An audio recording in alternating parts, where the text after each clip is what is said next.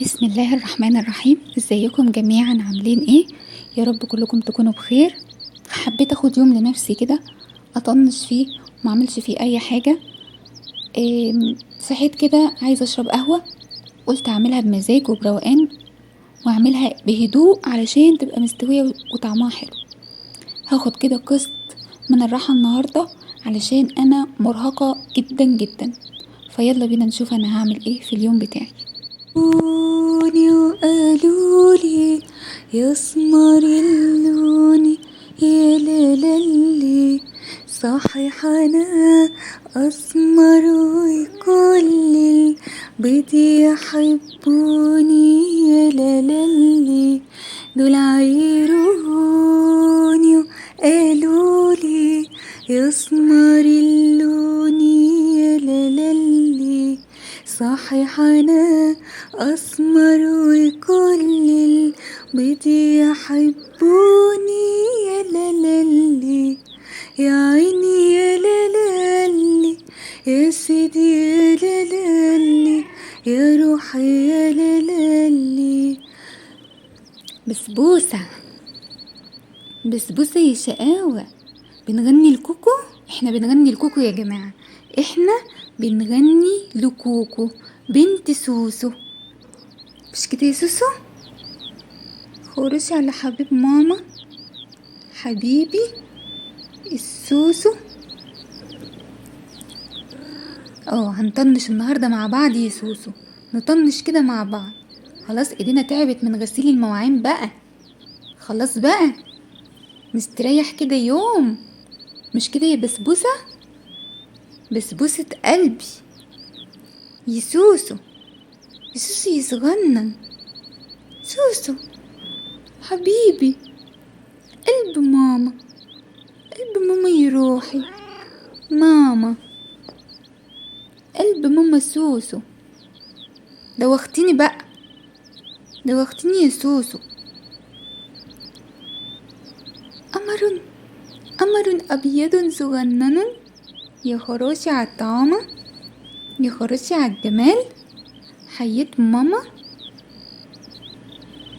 شايفين الحنان والدلع؟ شايفين الترحيبات والحب؟ ولا في الدنيا، ولا في الدنيا ملكة القطط، ملكة القطط سوسو.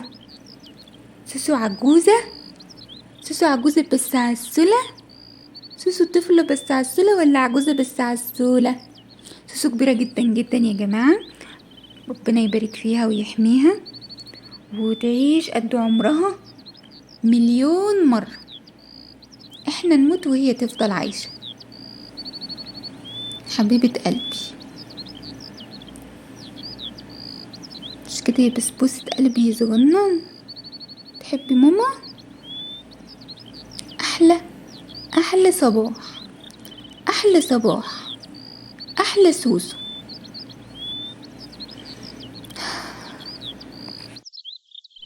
طلعتلي بيجامة حلوة كده وقلت بقى ايه، ادخل اخد شاور حلو واعمل لي حاجة اشربها. انا كده كده عندي اكل من قبل كده، من قبل اليوم ده، فخلاص هطلعه بس ساعة الغدا وبس. طلعتلي البيجامة الحلوة دي ودخلت خدتلي دش، وبعد كده عملتلي كوباية نسكافيه وقعدت في اوضتي اشربها. بشرتي وجسمي محتاج عناية، مش مهتمة خالص بنفسي. ده ضغطني نفسيا وعصبيا. رحت، اي نعم، حاجتي مش اللي انا جايباها مثلا، دي اللي انا كنت قايله لكم عليها مش غاليه بس حلوه بتفي بالغرض. المهم مبدأ العنايه بالنفس نفسه. الكريم ده جميل جدا رغم ان هو رخيص ب5 ريال. قلت امسكه بقى كده ارطب ايديا عشان من غسيل المواعين ايديا اتبهدلت، وكمان رجليا اتبهدلت برضو عشان الميه هنا مش حلوه. وهحط منوكير واقعد اذكر الله كده شويه لحد ما يجي ميعاد الصلاة واشيل المونوكير تاني واصلي. ايه المشكلة؟ المهم ان انا اعيش اللحظة بتاعتي. وعلى ما اعتقد كده انا كنت مستنية اصلا الفرد عشان اللي هو العصر عشان يأذن واصلي، وبعد كده احط المونوكير بتاعي واعيش وقتي براحتي، اتبسط و... واخد هدوء كده، نفسي قاعدة لوحدي يعني. حتى بعدت عن الولاد، سبتهم قاعدين ودخلت قعدت لوحدي في اوضتي. قلت له مش عايزه حد يكلمني خالص، قاعده ساكته. بجد محتاجه للحظه زي دي، وكلنا محتاجين لحظه زي دي. اوضتي نظيفه وهدومي نظيفه وعندي اكل والبيت نظيف اصلا يعني عموما. وطنشت بقى شويه، وطبعا معايا رفيقتي وصاحبتي اللي ما بتسيبنيش ودايما بتبقى فاهمه وحاسه، دايما معايا كده ودايما تيجي تقعد جنبي اهو. شايفين؟ حتى هتلاقوا طول الفيديو في كل لحظة هي سوسو معايا. سوسو دي هي قاعدة جنبي دلوقتي على فكرة، مجرد ما قلت سوسو راحت بصت لي. سوسو دي القطة دي بنتي كانت حابة يبقى عندها قطة، فانا حطيت على جروب البلد اللي احنا كنا فيها ان انا محتاجة قطة للتبني وتكون لونها ابيض، وانا اصلا كنت بخاف منهم جدا وبترعب منهم اساسا، عندي فوبيا من القطط. واحدة قالت لي انا عندي قطة تعالي خديها ولونها ابيض. طلعت الست دي جوزها صاحب جوزي. المهم جوزي بقى قابل جوزها واخد القطة وادوها لنا وفضلت عندنا. قعدت بقوا ولادي يروحوا المدرسة ويسيبوها لي. شوفوا من امتى، من ايام ما كانوا ولادي في المدرسة لسه كبار، انا دلوقتي ولادي في الجامعة الحمد لله. فسوسو عاشت معايا وكانت معايا في وقت كبير جدا انا كنت تعبانة فيه. فبجد هي صاحبة حلوة جدا جدا وساعات الحيوان بيبقى صديق يعني قوي. وطبعا دي بنتها، مش هتصدقوا دي بنتها. وليه خلتها دونا عن اخواتها اديتهم للناس يعني لان هي سمرة، وهنا في السعودية بيخافوا من القطط السمراء او مش بيحبوهم.